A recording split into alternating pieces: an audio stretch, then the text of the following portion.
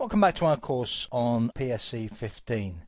In this section we're going to continue looking at printing in PSE 15, and in particular we're going to look at printing contact sheets and one or two other very specific printing facilities.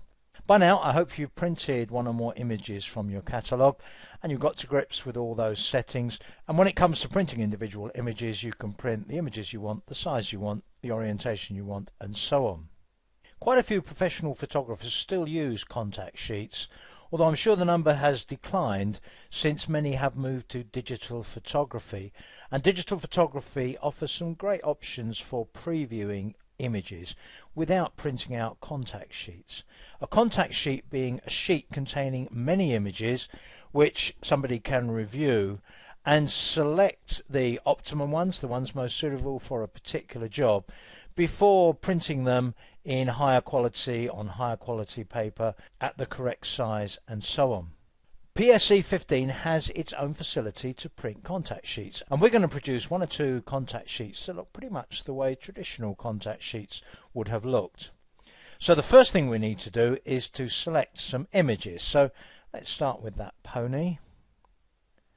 Let's go some way down the catalogue, say down to there, shift select, and at this point I could go to the print dialog as before and change the type of print from individual prints to contact sheet. But I'm going to use another option here. I'm going to go up to the create button towards the top right of the organizer workspace, and I'm going to select photo prints. That gives me three options: print on the local printer, picture package, or contact sheet. I'm going to select contact sheet.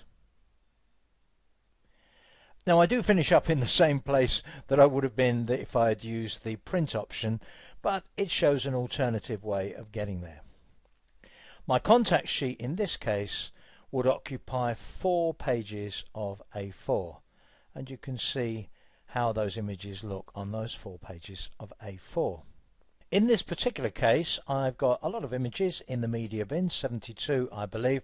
I have the same facilities that we looked at in the preceding section for adding and removing images. Note with add you have the facility to do filtering as mentioned before. I did mention hidden media in the preceding section.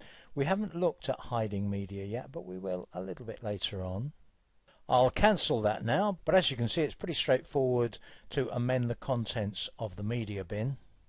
Clearly many of the options in the print dialog here work in exactly the same way that they did when printing individual prints, but one very important difference is the select a layout option, because you can choose the number of columns for your contact sheet.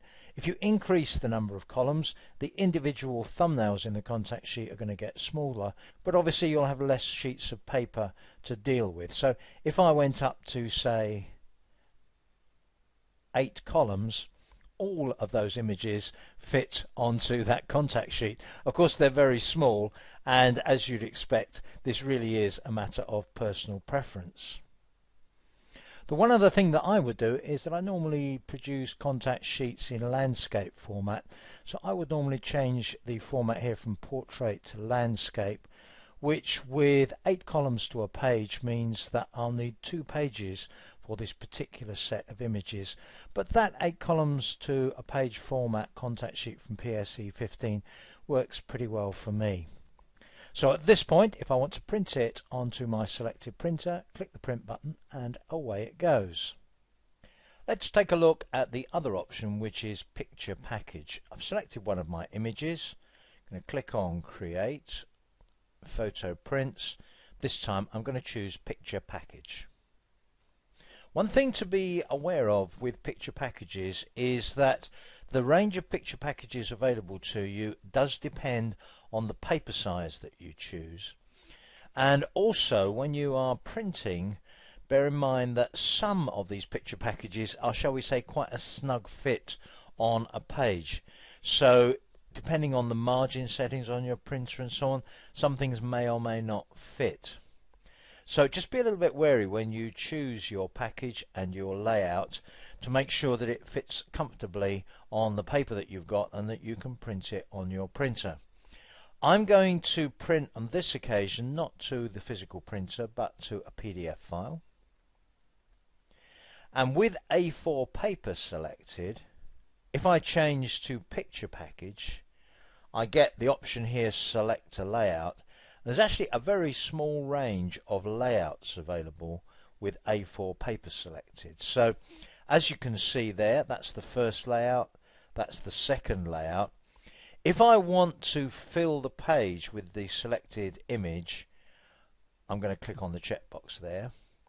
And that's really what we mean by a picture package. It's normally a page filled with the same image over and over again. Back in the olden days, when you used to take a roll of film to your local photo processing lab, they possibly offered you a range of print layouts for you to choose from. If I change my paper size from A4 to letter, there are actually quite a few more layouts available. And a couple of them are very much equivalent to the style that I used to get my photos printed in. Let's click on the layout button there. You see there's about a dozen different options. Let me choose that option. Now let me choose that one. You may once have had your photos printed like that as well. So you've got a large version of the picture and 4 smaller ones all on the same sheet. So as I say, do be wary, depending on your paper size, and I believe depending on your locale, there may be differences in the picture package layouts that are available. You can add a frame. So for instance, if I wanted to add Antique Rectangle 2 frame to each of those, that looks very nice. And in theory at least, if you go to the Adobe website, it is possible to define your own layouts and add those to the available layouts on your installation. That's well outside the scope of what we're covering on this course, but I do believe that's possible. That's it on printing. I'll see you in the next section.